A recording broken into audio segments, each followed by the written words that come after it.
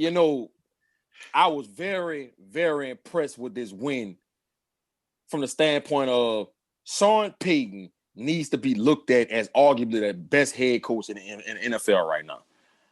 You go down there without Emmanuel Sanders, can't guard Mike, Marquez Callaway, who is ascending in this offense, who's been playing really, really good over the last 2 to 3 weeks, and you find a way to win. It wasn't pretty, but we found a way to win. I thought one of the key points in this game was just like when we beat San Diego. I said San Diego. When we beat the Chargers. For the second week in a row, we scored in the 2-minute drill right before the half. The Bears came down, kicked the field goal. We had like a minute and 30 left on the clock.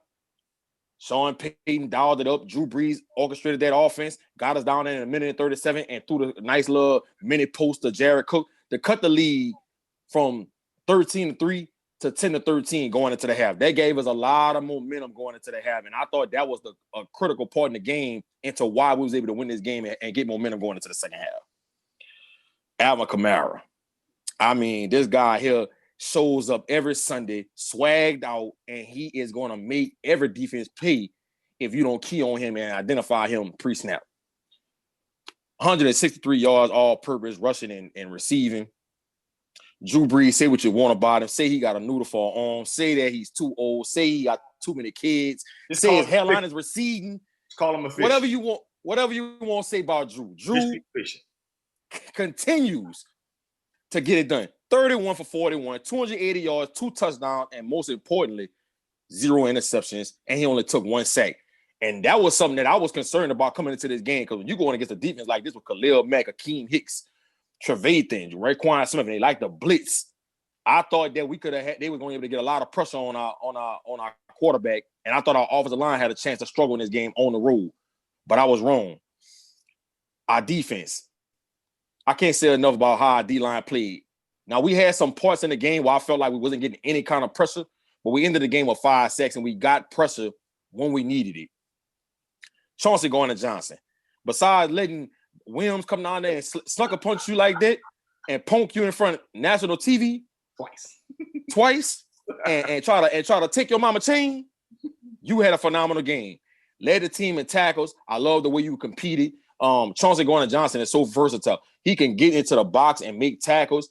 He can get into the slot and cover slot receivers. He did a great job. I mean, Anthony Miller had some plays where he, got loose a little bit, but for the most part, Chauncey Gardner-Johnson showed up in man-to-man coverage when we needed it most. I think that Sean Payton is really solidifying himself, like I said earlier in my argument about this whole game, that he is one of the best, if not the best coach in the NFL right now. Can you imagine how good the Saints offense is going to look once King Guard Mike and Emmanuel Sanders and Marquez Callaway come back? I can't wait to see it. But all in all, I was very impressed with the win. I think this gives us a lot of momentum going into Tampa on Sunday. It's going to be a lot of pressure. And I think that when you come in all wins like this, on the road, without your best playmakers, and not being at full strength, it got to have the Saints offense and Sean Payton on their high horse right now, feeling really confident going into this game. So that's my take on it. But Hen and Fred, what y'all thought about the game on Sunday and what y'all thought the keys was? You can go, Coach.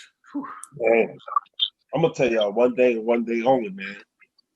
Put some respect on my dog, Ryan Ramczyk name. He had Khalil Mack, couldn't do nothing on him. Not even quarterback hurry when he was lined up on Ramczyk. And I don't want to hear nothing about Khalil Mack was not 100%. Guess what? Ryan Ramczyk ain't 100% either. Armstead not 100% either. So and so, like you said it earlier, to give up just 1 sack. Now I will say this: I think we went away from the running game a little too early. Because I would like to start, even though I understand that King Guard Mike wasn't there, Emmanuel Sanders wasn't there, and Callaway wasn't there, and we just picked Tommy Lee Lewis back up off of Fergus Street. And we had Austin Carr came out the night wall. You know what I'm saying? Jawan Johnson came out the Melphamine projects. Who the fuck is that? But anyway, he went to Oregon. Well, you know what I'm saying? But I want to, because I think it's safe to say that we are a playoff team.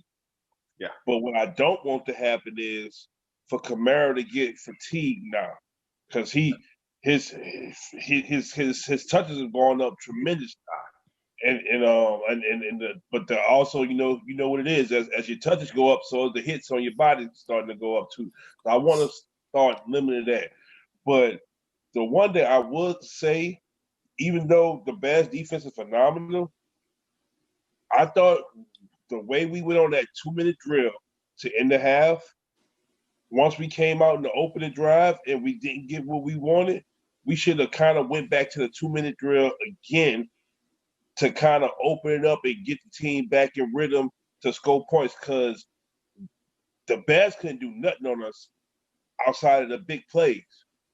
And that's just one thing I think that we have to kind of fix, regardless of what we got. Learn how to play with better tempo. And then also, I think one thing that we got to fix before Sunday is the NFL. There's no reason why our cornerbacks are always playing 7 yards off people, giving them free releases. Not even changing up the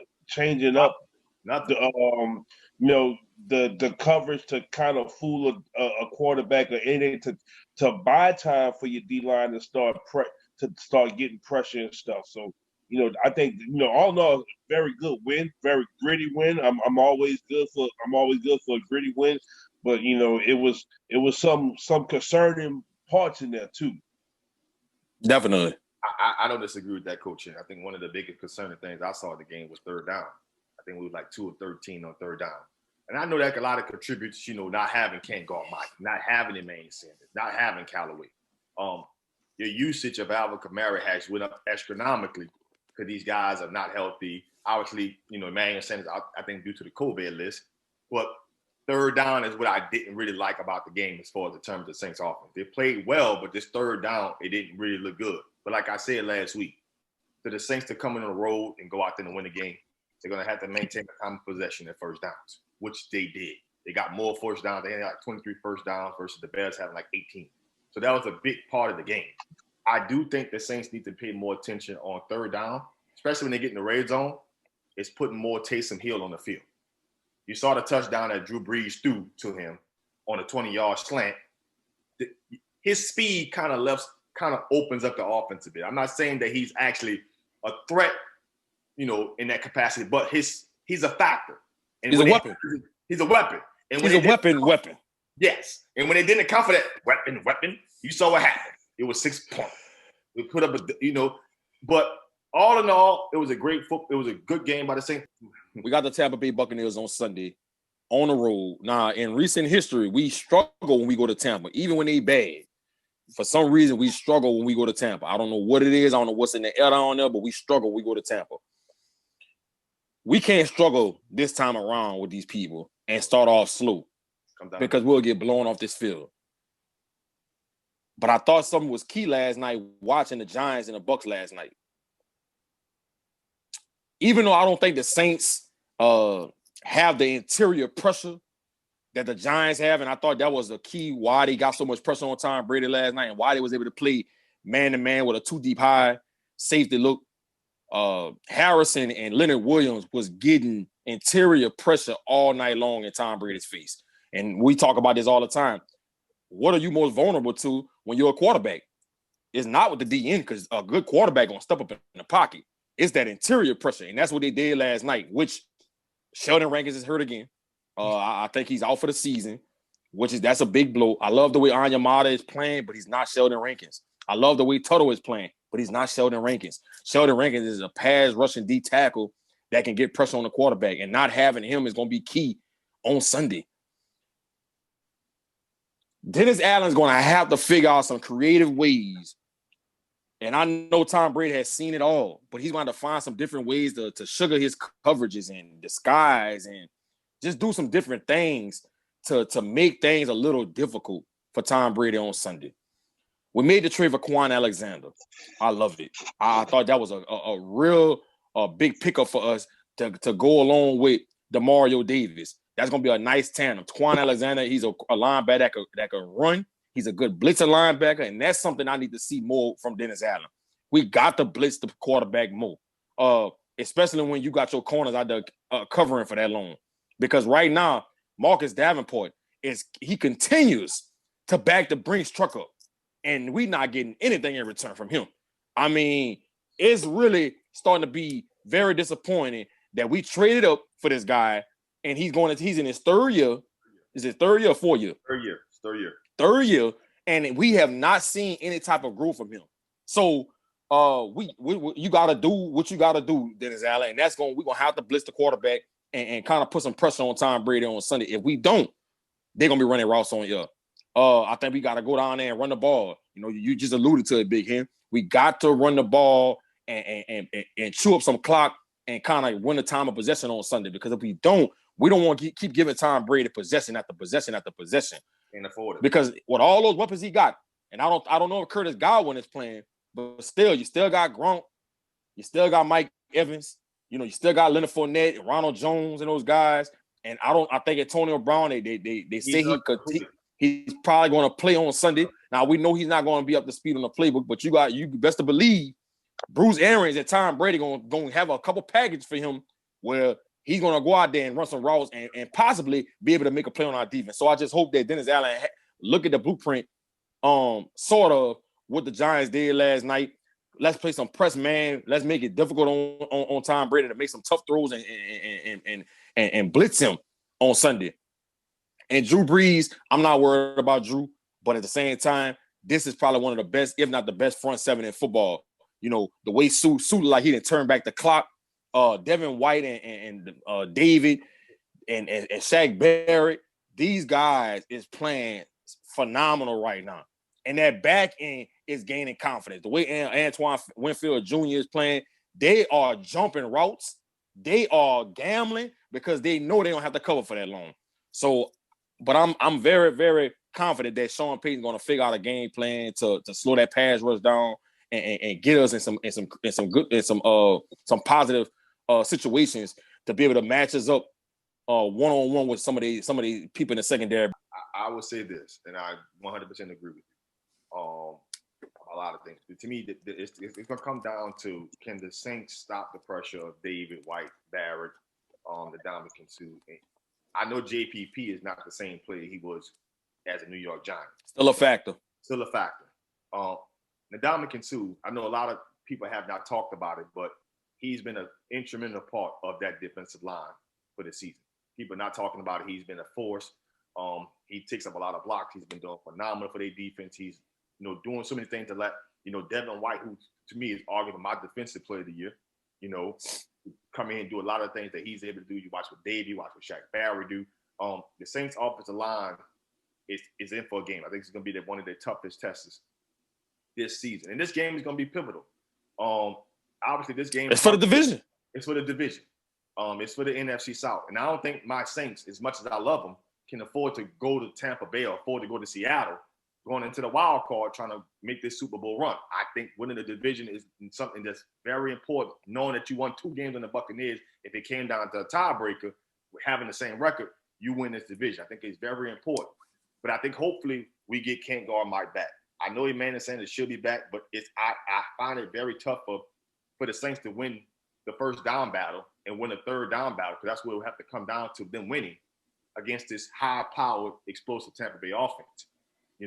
Without Michael Thomas and without Emmanuel Sanders playing again, especially without Callaway being there, I just find it very hard to Saints to go to Tampa Bay and win like they did against Chicago. So if they're not playing, I don't have the Saints winning this game. But if Michael Thomas is playing in this game, then I do give the edge because of the continuity of the Saints offense. And, there's going to be a lot of talk about Antonio Brown being eligible to play, and a lot of press is going to be made about him being in the game and so on and so forth. But it's going to come down to the Saints' offensive line, trying to make sure Drew Brees can still be efficient in this game. And if they can't do that, then they won't win. But if Michael Thomas is there, I know that he has a safety net to help get those first downs. So if Michael Thomas plays, I got the Saints winning 27-24. But if the Saints don't have Michael Thomas, I don't have them winning. I put it this way. There's no DB on the back end for the Buccaneers that scare me. So it like regardless, whoever we get back, that's a one-on-one battle right there that we win.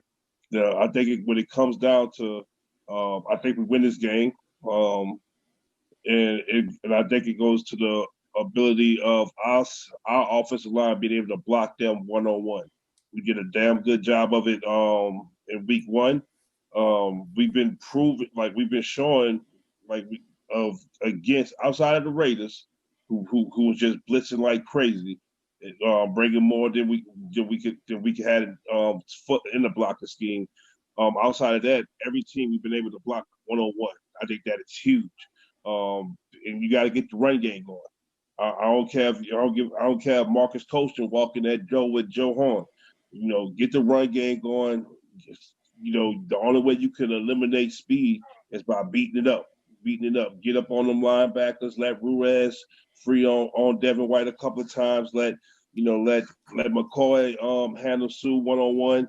And just be out. You just gotta out physical these guys. It ain't gonna be no, because at the end of the day, once our D line starts attacking their offensive line, like we know they're gonna do, it's Tom Brady's gonna get flustered. That's the one thing about as great as he is, when he starts taking hits, he's not Tom Brady no more. He turns into a prima donna, fussing with everybody.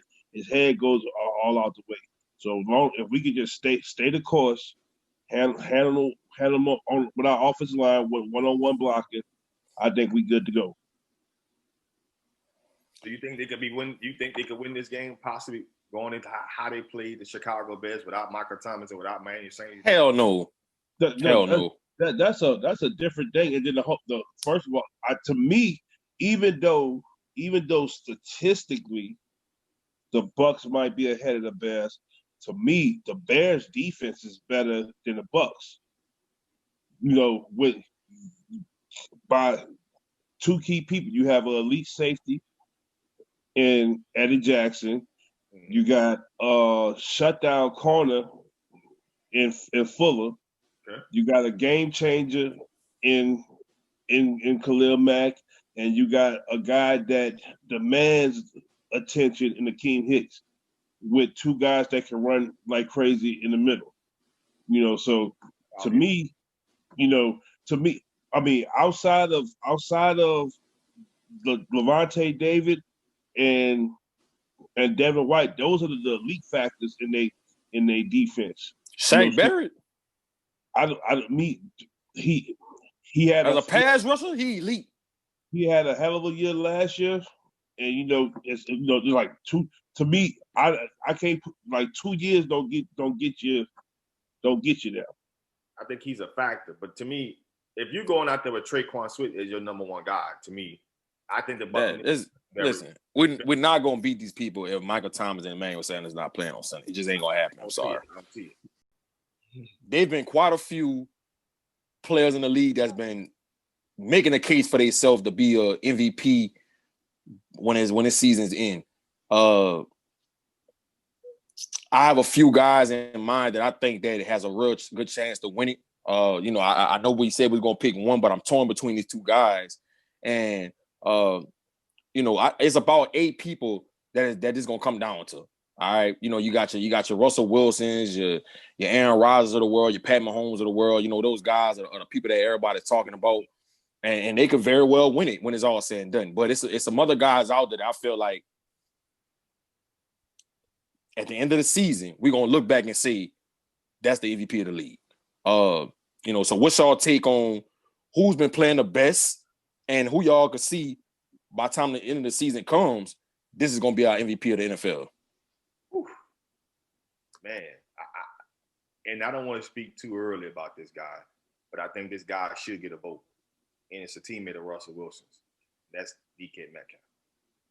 I think with some of the things that he's been doing as far as terms of receiving the football and how he's able to make plays when the football gets into his hands. I like what he's doing. Every time he gets the football in his hand, he's out here making plays. And we're not talking about, it's just a big play. We're talking about this guy's getting to the end zone. He's helping. He's a big part of the reason why Russell Wilson has the amount of touchdowns he has, him and Tyler Lockett. But DK Metcalf is just a threat through and through, all up and down the field. To me, I think that when it's all said and done, I think he should get a vote at some point in time to be recognized as an MVP. I'm not even gonna kid myself. I know it's only two people that get this award. That's quarterbacks and running backs. So I'm not even gonna name nobody else. But I'm not even gonna attempt to pour a cup of bleach. But to me, I honestly think it's a three-man race, and I think it's going to be who has the better second half, because to me they all about neck and neck.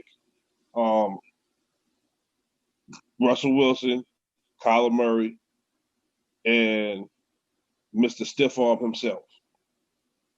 You know, because he only when you say stiff arm, everybody in America what he's talking about. 6'4" with abs, baby. You know what I'm saying? But to me, it's clear cut, because this is how honestly how I look at it.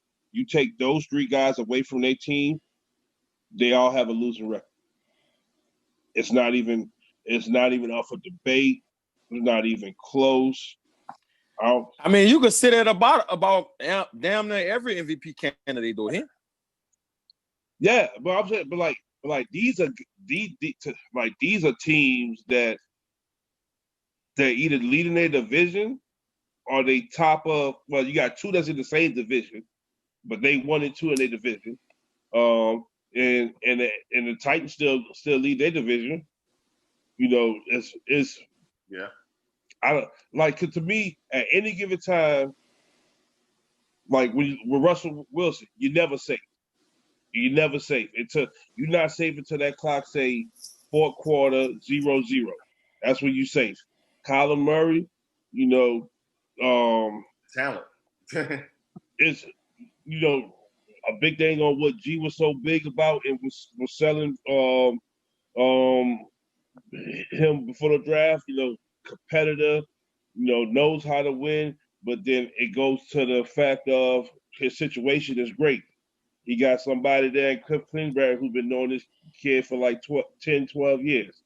Know what he's good at, know what he's bad at, and they probably know each other well enough. I don't even have to wait for the play to come in the ear. I know what he calls in this situation. That's a plus. And then at any given time, if Derrick Henry gets to the second level, there's nobody in the second level that wants to tackle him. It's not many linebackers that want to tackle him. So at any given time, boom, and that's all they got, because Corey Davis is hit or miss. Mm-hmm. AJ Brown is they're not used. They using him more as a gimmick than anything, and the team is going to ride or die with Derrick Henry.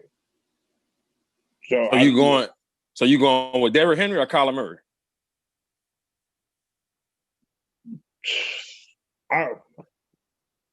Because I never want to give it to the favorite, even though I think it's Russell Wilson to lose. This is a war to lose. I'll give it to Colin Murray. I'll give it to Colin Murray based on the fact of where this team was 2 years ago to where they are now.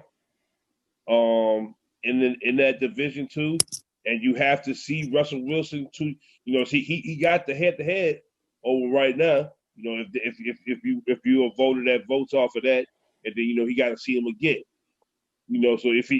But I really think it comes down to how the second half, because they all even. If you told me if somebody said either one of those three was getting the award, I couldn't be mad at it. But I think how the second half rolls is really going to determine. Colin Murray was actually one of the two people I was torn about when I was talking about who I think will win his MVP when it's all said and done. You know, when you see Colin Murray come out the first game of the season and beat the 49ers, and that was before the 49ers got decimated by all those injuries. That was a big win. Then you go head-to-head with Russell Wilson. You beat Russell Wilson in overtime.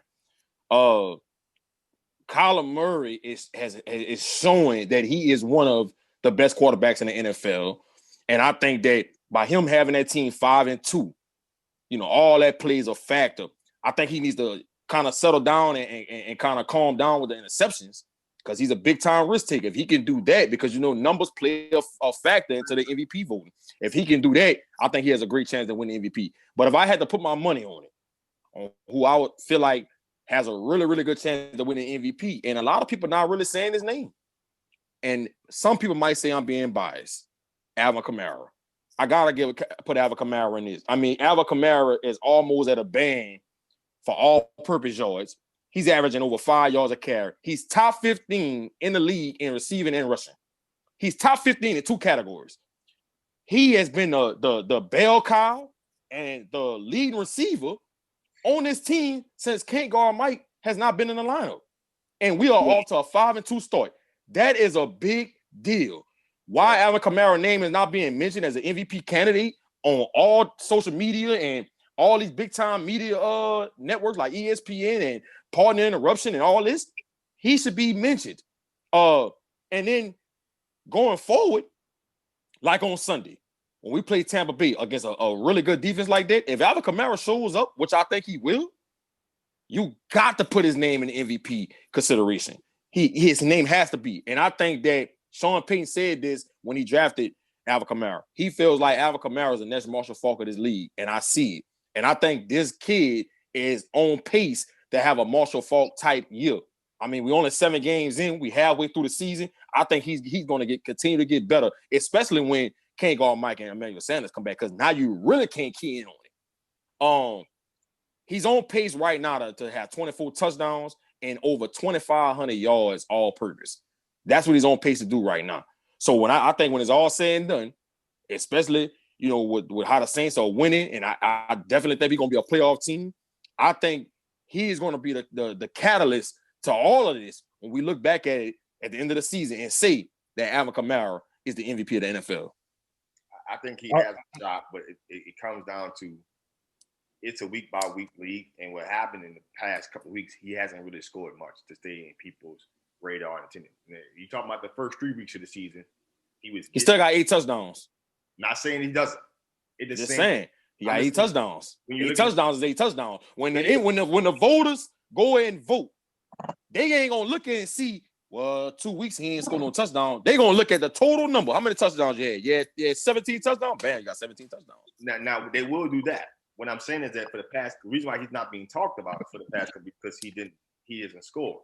Now, when you look at a guy like Russell Wilson, why he's the favorite, because he's thrown 3 touchdowns in the past 3 games and doesn't have an interception. So He stays in people's attention because of the touchdowns, but the lack of interceptions are there. So plus he's throwing for 300 plus yards each and every game. But see, me personally, if you're going to talk about, and listen, I love Russell Wilson. I think he should be in the discussion. Yeah. But if they're going to talk about Russell Wilson being a lead candidate, why Pat Mahomes not being talked about as a lead candidate again? Pat Mahomes has 21 touchdowns and 1 interception, and he's top 5 in passing, and his team is 7-1. So what we talking about? If we're gonna say that about Russell Wilson, Pat Mahomes should be saying they arguably the favorite. So miss me with the Russell Wilson having all these touchdowns and all that. Pat Mahomes' stats look just as good, and he looks better doing it. You know, before the season, we always like to talk about who we think could be the rookie of the year, who was our favorite players in the draft, and whoop-de-whoop-de-woo. Before the season started, I picked Jalen Reagor to be the rookie of the year, the offensive rookie of the year. That's why I picked. I thought that he was going into the best situation, but obviously it's been a shit show down there in Philly. All right. Jalen Reagor has been out, I think, the last 4 weeks I think he broke his finger or something like that. And the Eagles' offense is just terrible. I don't know what's going on in Philly. I don't know what the hell is going on. That was my pick. Obviously, I was wrong. Right now, though, the way things are looking, and if I had to pick a winner who I feel like was going to be the rookie of the year, who I feel like has been playing the best out of all the rookies, I got to go with Clyde Edwards-Helaire. I got to go with him. You know, he's second in the NFL in rushing with 570 yards. Now he only has 2 touchdowns, but he averages 4.7 yards a carry, and his team is off the 7-1 start. And one of the most important stats that nobody talks about when you're talking about the best running backs in the league, and when they top 5 in rushing and top 5 in touchdowns, nobody talks about ball security. He has 0 fumbles on the year.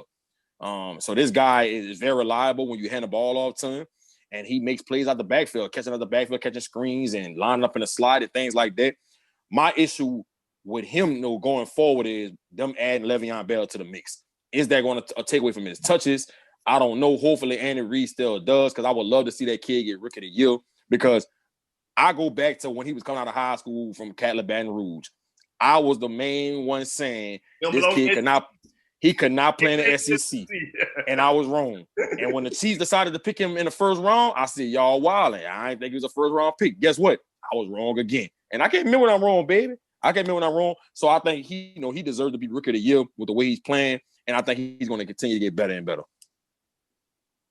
I honestly thought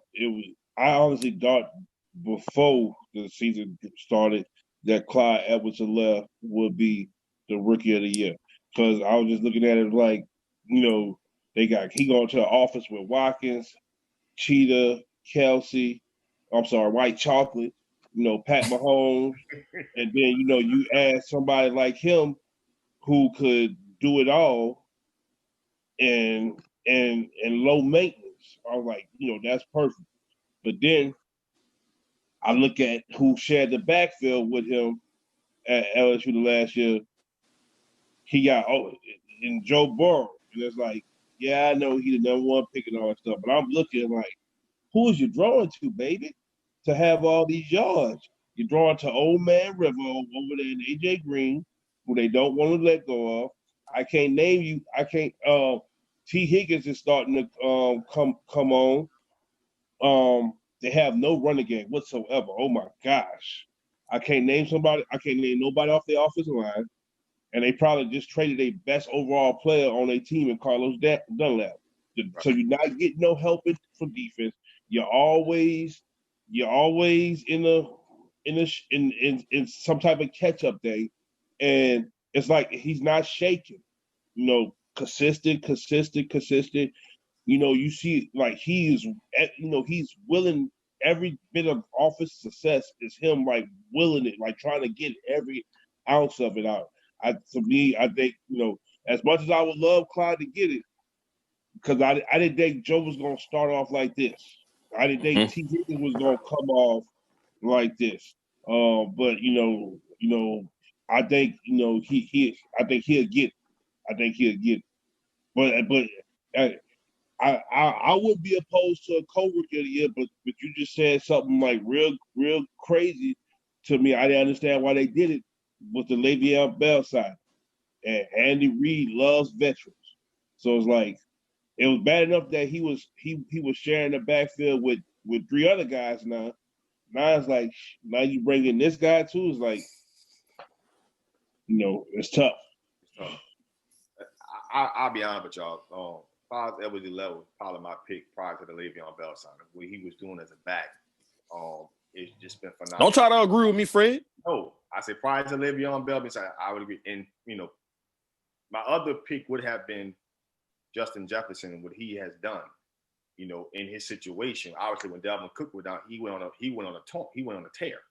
The amount of receiving yards he was just putting up, with the catches he was putting up, just the yards. The guy had a game with 7 catches, 177 yards.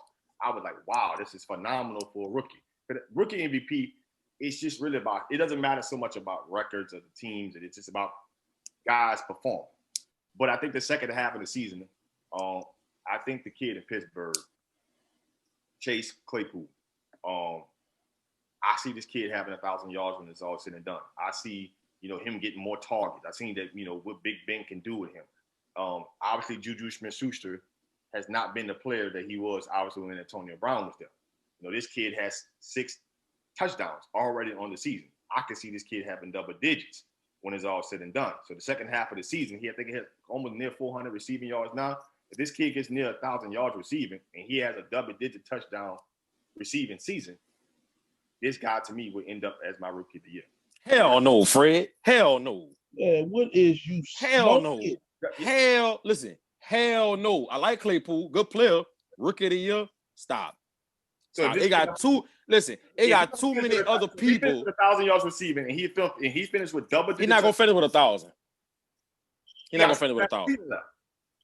He's not gonna finish with 1,000, bro. So if he finished with 1,000 and he finished with double the touchdown, you think if was a fifth, he got 400 already. He's not gonna finish with 1,000. He's not gonna finish with 1,000, bro. Listen. I would pick Brandon Rook, the receiver from Arizona State, the rookie that playing with the 49ers. He got no quarterback. Before Claypool, he ain't had no quarterback. He had no quarterback. Sunday had over 100 yards of receiving and 8 catches and 2 touchdowns. You think he gonna maintain that with Nick Mullins? I'm just saying, he would be my rookie of the year before Claypool going. Like, if I had to pick the date, maintain that going forward. We got a second half of the season going. Think he gonna maintain that? Claypool not gonna get the targets that a Rook gonna get. I promise you that. James Washington, and Juju gonna be getting most of the target. Claypool gonna get the scraps. Juju getting the scraps right now. Claypool getting the ball. Hey, look, Claypool, I'll be honest with you. Claypool not gonna keep that up. I'll put Justin Herbert up before I put up Claypool. There you go. I'll put Justin Herbert has been balling. He has been balling. He's been playing out of his mind. Hey, look, and I was high on him pre-draft. Pre-draft, I was like, he was one of the guys that I wasn't high on him. I know you wasn't, baby. I know you wasn't. I wasn't high on him, baby. I can tell you that right now. I wasn't high on him, baby. Okay. Coming into this season, I think we know who the favorites is going to be. The Lakers obviously is going to be the favorite to probably repeat as champions. I'm sure the Clippers is going to be somewhere in the mix if they can find, playoff P to turn it into an actual playoff P. If Kawhi Leonard could actually get his body to stay up to par for a whole 82-game season, maybe if Adam Silver I think he's supposed to cut the games down to 60 or something like that. I thought it was 68. 68. I actually think they should cut it down to 52. Me personally, because the Lakers and Clippers and the Celtics and people like that, they just finished playing and they're gonna be at a disadvantage. So I think that the fair thing to do is to cut this thing down to 52 games and make it fair for those teams that made those deep run in the playoffs. But like I said, the Clippers, the Lakers in the West, the Celtics in the East, along with the Bucks, and I guess you got to put the Heat back in there. That's gonna be. Yeah, that's what Kyrie. That's what Kyrie and KD. That's some of the teams that everybody is talking about, far as some of the juggernauts in the NBA. But who is a team out there that y'all looking at that y'all feel like could possibly contend with the Lakers in the West or with the Celtics or the Heat in the East to be able to have an opportunity to play in the NBA Finals? I'll go first, and I'll say everybody's sleeping on the Warriors. LeBron has won an NBA championship, brought that to the city of Los Angeles and the Mamba and that whole Lakers organization. And I know that they're going to have a really good team coming back. The Clippers is going to have a really good team coming back, even though I think they got some chemistry issues. And just like we just talked about, Paul George being able to show up in the playoffs and Kawhi Leonard with his load management. But if y'all don't think Steph Curry and Klay Thompson was sitting at home watching that playoffs, saying to themselves, okay, I beat them. Y'all forgot about us? Huh? Y'all forgot about us that quick, huh? We're going to show y'all. We're going to show y'all we done had all this time off. We going to show y'all. And I promise you, Bob Myers is one of the best general managers in the NBA, in my opinion. They got that number 2 pick. You got Andrew Wiggins. So they're going to be able to make a deal. Rumors have it that they're trying to go after Bradley Beal. I heard they're trying to go after Kelly Oubre. Who knows what they're going to do with this number 2 pick in Andrew Wiggins. But I think whatever move they make, Bob Myers is going to be a logical decision. Whatever he decides to do for this organization is going to make them better. Whoever they decide to bring in as that third player, because we know Andrew Wiggins is a good player, but he's just not somebody that you're going to be able to lean on even as a third option, be able to lean on to help you get back to the NBA Finals and possibly try to win it. So I think they make a deal to get somebody in there to team back up with Clay, Steph, and Draymond. And if they do that, which I think Bob Myers will do, I think they're going to have a really good chance to take down the Lakers or the Clippers and be able to have an opportunity to compete for the NBA Finals. We cannot forget about how good of a backcourt that Klay Thompson and Steph Curry is. We cannot forget about how the magical runs they went on, winning 73 games, even before they got KD. So these people are very capable of coming back this NBA season and being one of the elite teams in the NBA. We cannot forget Steph Curry is no joke. Klay Thompson is no joke. Draymond is one of the best, if not the best, glue guy in the NBA. And when you got assets like the number 2 pick and a kid like Andrew Wiggins, who I think he will have a lot of suitors, they're going to be able to get something really good in return. Watch out for the Warriors this year. I would not be surprised if it come down to them and the Lakers in the Western Conference Finals to be able to represent the West in the finals against either the Celtics, the Bucks. I don't think that he got a shot. So I think it's gonna come out of the Celtics and the Bucks coming out the East to play against one of them coming out the West. You gotta put Golden State in. The other team I was thinking about considering, but they're not there yet. They're probably a season away, and that's the Dallas Mavericks. I like Luka Doncic. I think he's a superstar. Pending, make sure he stays healthy. They got Porzingis down there. They got in Dallas. Porzingis can't stay healthy. That's my whole deal with them. He can't stay healthy. But the core that's around him now, it's a good supporting cast because it's a good shooting group. You're looking at Steph Curry, you're looking at Trey Burke, you look at Tim Hardaway Jr. It's a good shooting group, but it's not a group that you say to yourself, man, I could just take that group and Luka Doncic and take the next level. They got to make a decision on a team to find somebody they could put there with Luka Doncic because Porzingis is not healthy. If they can find an all-star caliber player, not a superstar caliber player, but it's an all-star player they could put in that situation with him, I could see the Dallas Mavericks making some type of push overall. The Denver Nuggets, I think they're overall like a Bradley Beal away from making a run. Add Bradley Beal to that situation. You got Jamal Murray. You already got you put a shooter of that caliber on that type of team. I don't think them making the Western Conference was a fluke. I think they're a very good team, especially when you're looking at Mike Malone and how he coaches basketball. He's gonna make sure that our team is ready to play. So if they can add a shooter of that caliber, I can see the Denver Nuggets making a push. In the Eastern Conference, at the end of the day, the only other team who really has a shot to really get better because they have the assets to is really Boston. I know Milwaukee, they're kind of a cap-strapped team, and to me, I don't like their roster. Outside of Giannis, it's a bad roster. Overall, I like Middleton. He's a good player. Obviously, you overpaid Eric Bledsoe at the time. I think you should have paid Mark Brogdon and kept him, but that's no here nor there. You made that kind of decision. It's a bad roster. And at the end of the day, I don't see how Milwaukee continues to advance, even though they have an MVP. But when the playoffs come, when the nuts get real tight, Giannis can't shoot. And that's what it comes down to. Boston has pretty much the best overall roster, and they can make some decision there because they still got some picks, and they could probably trade away, Gordon Hayward because I think he's going to have a play option to opt in. They're going to try to move him. But I don't really see a contender out of the Eastern Conference. Dallas got a shot of trying to find somebody who could play with Luka Doncic if they can. They can make some noise. Denver can make some noise if they could get a guy like Bradley Beal, which is a very good shooter, not a superstar player, but an all-star caliber player to come fit in that situation. Outside of that, it's Golden State. For me, I can't name a team right now, to be honest with you, because no off season has, we just maybe 2 weeks away, 2 weeks since the championship, maybe 3. Off season hasn't happened. Neither has the draft. It's too many variables in there because you got your boy G, Daryl Morey, who just got the Phil Jackson deal in Philly. And look like he could do something in that roster. Like he could he can move a Embiid and hey, let's get shooters. Do the LeBron type roster around Ben Simmons, a guy who's gonna give find the open person, and it's trouble right there. It's too many moving pieces. Victor Oladipo can make a team that much better.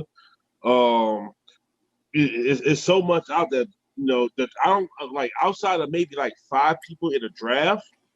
The draft is shit water. Worst draft in the last 5-6 years. So it's like I'm not counting much out of that. Like if I feel like if you're not in that top 5, trading, stashing, doing whatever you're doing, because if Dallas could make a way to maybe get, I don't know, like if you talk to Giannis people, like, hey, look, we gonna pay you this. You ain't gonna, you got a superstar right now. You ain't gonna have to. You could go wild and crazy here, and we tell the world up. I think that could happen. The Philly blow up. What does Boston go do? Well, they're saying that Daryl Morey is about to go all in and try to get James Harden. What you giving up? What you giving them back? I'm sure it's going to either be Ben Simmons and B. It's going to be one of them. Well, if you're smart, it'll be Embiid, but like.